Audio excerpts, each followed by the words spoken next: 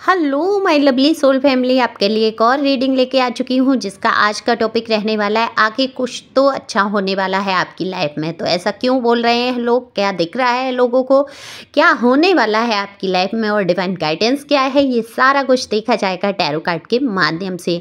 ये एकदम से जनरल रीडिंग रहने वाली है, ज़रूरी नहीं रेजोनेट हो जाती है तो ये रीडिंग आपकी है। जब आप सब्सक्राइब करते हैं, कमेंट्स करते हैं, लाइक करते हैं तो आपकी एनर्जी मुझ तक आती है। तो अपनी एनर्जी को सेंड करिए जल्दी जल्दी से और दिए हुए नंबर पे संपर्क कर सकते हैं आप।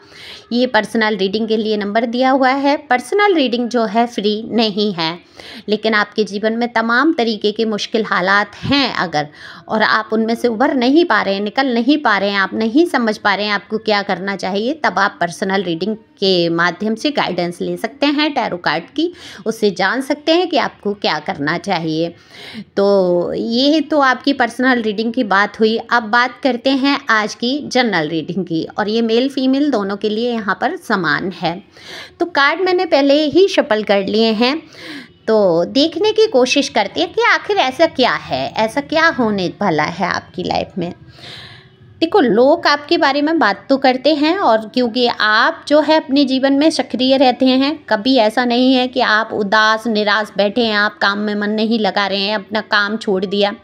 हालांकि हालात जो भी आपके ऊपर हों, मुश्किल हालातों में भी आप कहीं ना कहीं कुछ ना कुछ रास्ते खोज के आगे बढ़ना, काम करना, अपने काम को आप नहीं छोड़ते। काम आपकी जैसे कि पहली प्राथमिकता बन जाती है। तो प्राथमिकता आप काम को देने लगे हैं, क्योंकि आज तक आप जो है लोगों को बहुत प्राथमिकता देते, घर परिवार के सदस्य हों, चाहे वो कोई हुई हों। देखो, मेल फीमेल यहाँ बात हो रही है।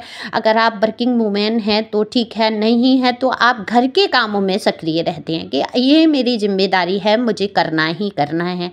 ऐसा नहीं है कि विपरीत परिस्थितियाँ आई और आप घर का काम छोड़ के बैठ गई। और आप अगर मतलब घर में काम कर रही हैं, वर्किंग नहीं है, तब की बात हो रही है। और अगर वर्किंग हैं, दोनों ही लोगों की बात है, आप जो भी सुन रहे हैं अपने हिसाब से, तो आप अपना ऑफिस वर्क या वहाँ पर अपना पूरा मन लगा देते हैं, चाहे जितना भी टेंशन आपके दिमाग में हो, चाहे जितना ही दिमाग आपका ख़राब हो, आपकी जो है काम पर ध्यान रहता है। तो लोग ये चर्चा करते हैं आपकी लाइफ में आपने बहुत कुछ अपने बलबूते पे बदलने की कोशिश की है, और कहीं हद तक आपने बदला भी है।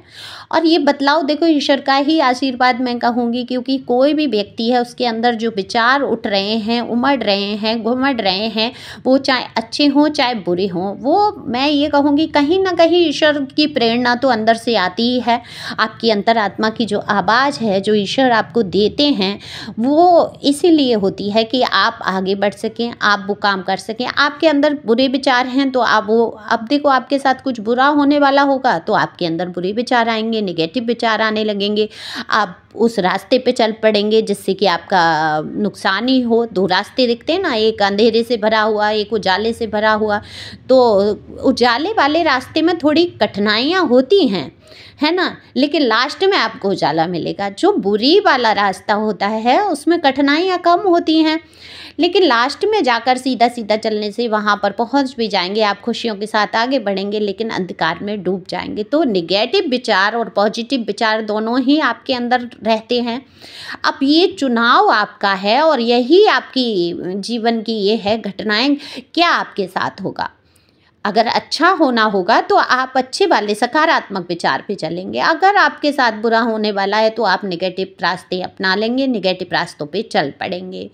तो यहाँ पर यही लोग बोलते हैं कि आपने जो है अपनी लाइफ में बहुत संघर्ष किए हैं, कुछ तो आपकी लाइफ में ऐसा रहा जिसके लिए आप हमेशा से खड़े रहे हैं, जूझते रहे हैं, लड़ते रहे हैं। आपकी वैल्यू नहीं की, लोगों ने आपको समझा नहीं, जिस योग्य आप थे, आपकी योग्यताएं, आपकी क्षमताएं उन लोगों ने नहीं समझी जो आपके कभी बेहद करीब थे, निकट थे। वो आपकी योग्यताओं से जलते रहे, आपकी शक्ल सूरत, आपके कार्य, आपकी हर चीज़ से जलते रहे, लेकिन आप भी कमाल ही हैं, आपने हिम्मत नहीं खोई।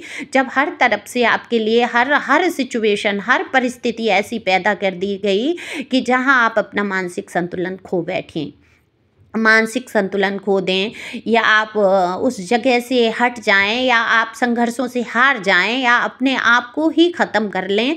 ऐसी ऐसी परिस्थितियां मुझे दिख रही हैं आपकी लाइफ की। लेकिन आपने किया क्या है, आपने हर संघर्ष को मजबूती से झेला है। आपने उसमें भी ईश्वर का कहीं न कहीं कृपा देखी है, ईश्वर का ही आशीर्वाद देखते हुए आपने उन कठिनाइयों को झेला है। आपने जान लिया है कि जो सबसे प्यारे होते हैं ईश्वर के, उन्हीं के जीवन में कठिनाई आती है। तो हे ईश्वर, मैं ये कठिनाई भी बर्दाश्त करूँगा। अगर आपकी ये मनसा है, आप चाहते हैं कि मैं इस कठिनाई से गुजरूं, तो बिल्कुल हिम्मत के साथ मैं इस कठिनाई का मुकाबला करूँगा या करूँगी। तो आप जो भी देख रहे हैं, बिल्कुल ये बात आपके लिए तय हो गई। और सबसे पहली बात है, ये आपने उदास होना, निराश होना जो छोड़ा आपने। देखो, आप पहले छोटी छोटी बातों में दुखी हो जाते थे, आंसू बहा लेते थे, परेशान हो जाते थे। लेकिन जब से आपने अपनी सोच को बदला, यहाँ मुझे बहुत सारे लोगों की एनर्जी आई है। अब ये किसकी है, कमेंट्स करके बताना ज़रूर कि आपने सोच में बहुत परिवर्तन लाए हैं। आप जब से आपने लोगों से अपेक्षा, उम्मीद करना, उनको बहुत अपना मानना छोड़ा है, तब से आपका दुख दर्द कहीं ना कहीं कम होते नज़र आ रहा है। तो डिवाइन की जो है गाइडेंस जो होती है, यही रहती है आपके लिए। डिवाइन भी यही कह रहे हैं कि सारा कुछ बना हुआ जो संसार है वो मेरे ही द्वारा है, यानी कि ईश्वर के ही द्वारा है। डिवाइन आपसे कहना चाहते हैं कि जो रचना है, जब वो ईश्वर के द्वारा है, आपको कोई रिश्ता मिला है वो ईश्वर के द्वारा दिया गया है। आपसे कोई रिश्ता छीना जा रहा है तो भी वो ईश्वर के द्वारा छीना जा रहा है। हर कार्य जो भी आपकी ज़िंदगी में आया है वो एक दिन जाना है। वो चाहे आपकी सांसें हो, चाहे वो आपका कोई रिश्ता हो, चाहे व्यक्ति हो, या आप खुद भी जा सकते हैं। ऐसा तो नहीं है कि उस रिश्ते को छोड़ के कोई अन्य जा रहा है, क्योंकि मृत्यु की कोई निश्चित सीमा नहीं है। देखो, जन्म का कुछ नहीं पता कब आपका जन्म हो जाएगा, मृत्यु का भी नहीं पता आपकी कब मृत्यु आएगी। तो ये सब जब डिवाइन के हाथ में है, तो डिवाइन कह रहे हैं कि आपको अपनी सोच को बदलने की ज़रूरत है। और जिन लोगों ने सोच बदली है, उनके जीवन में कुछ अच्छा होकर ही रहेगा। तो आपको यहाँ पर निश्चिंत रहना है कि जो कुछ हो रहा है मेरे ईश्वर के द्वारा हो रहा है, और ईश्वर को यही मंजूर है। ऐसी शांति, ऐसा सुकून आपको अपने अंदर लाना है। तो ईश्वर आपसे यही कहना चाहते हैं कि आपको परेशान नहीं होना है। तो लोगों को बिल्कुल दिख रहा है जिस प्रकार से आप जूझ रहे हैं, चीज़ों से लड़ बैठे हैं, चीज़ों से मुकाबला करने पे तुल गए हैं, आपने कमर कस ली है। अब आप निगेटिव जो लोग हैं, जो आपको परेशान करते रहे, आज तक आपको बेहद परेशान किया गया, लेकिन आपने अब कमर कस ली है कि हंते को हनिए, पाप दोष ना गिनिए। क्योंकि ईश्वर ने भी कहा है, अन्याय के खिलाफ आप खड़े हो जाते हैं तो ईश्वर आपके साथ खड़ा हो जाता है। तो ईश्वर आपके साथ खड़े हो चुके हैं।